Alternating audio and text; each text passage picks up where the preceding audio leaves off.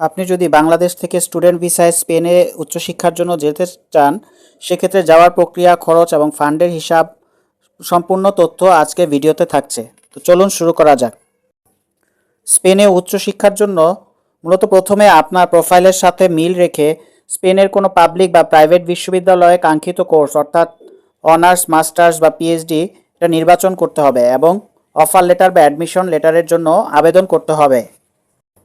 আপনার আগের সব শিক্ষাগত সার্টিফিকেট এবং ট্রান্সক্রিপ্ট ইংরেজি বা স্প্যানিশ ভাষায় অনুবাদ করতে হবে। এরপর সেগুলো বাংলাদেশের শিক্ষা মন্ত্রণালয়, পররাষ্ট্র মন্ত্রণালয় এবং পরবর্তীতে ঢাকাস্থ স্পেন দূতাবাস থেকে সত্যায়িত করিয়ে নিতে হবে।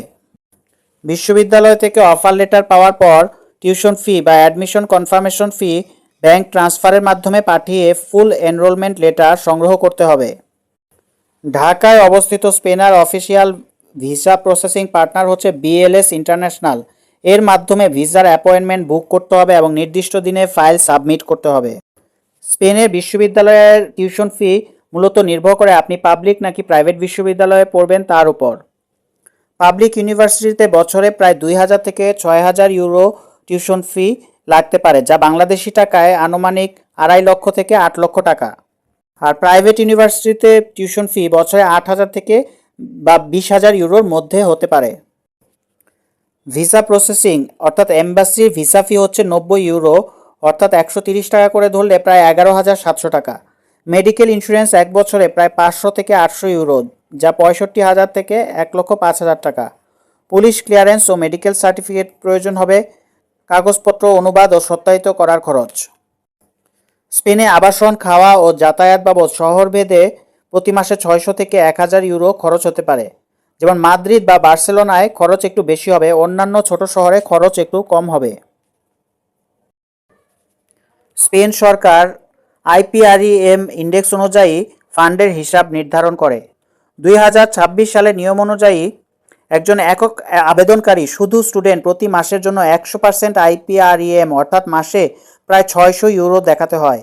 এক বছরের কোর্সের জন্য ব্যাংকে লিভিং কস্ট বাবদ ন্যূনতম 7200 ইউরো বা প্রায় 9.5 লক্ষ টাকা ফান্ড আপনাকে দেখাতে হবে। সেফ জোনে থাকার জন্য এক বছরের সম্পূর্ণ টিউশন ফি প্লাস এক বছরের লিভিং কস্ট, সর্বমোট ব্যাংকে 15 থেকে 18 লক্ষ টাকা স্পন্সর বা নিজের অ্যাকাউন্ট থেকে 3 থেকে 6 মাসের ম্যাচিওর্ড ফান্ড হিসেবে দেখানো ভালো। অনেকেরই প্রশ্ন থাকে স্ত্রী বা সন্তান নিয়ে অর্থাৎ ডিপেন্ডেন্ট নিয়ে স্পেনে যাওয়া যাবে কিনা। হ্যাঁ, স্পেনে স্টুডেন্ট ভিসায় ডিপেন্ডেন্ট স্ত্রী ও সন্তান নিয়ে যাওয়া সম্ভব। আপনি চাইলে একসাথে জয়েন্ট অ্যাপ্লিকেশন আবেদন করতে পারেন অথবা আপনি স্পেনে গিয়ে রেসিডেন্স কার্ড টিআইই পাওয়ার পর তাদের নিয়ে যেতে পারেন। পরিবারের সদস্য সাথে নিলে ফান্ডের পরিমাণ উল্লেখযোগ্যভাবে বৃদ্ধি পায়।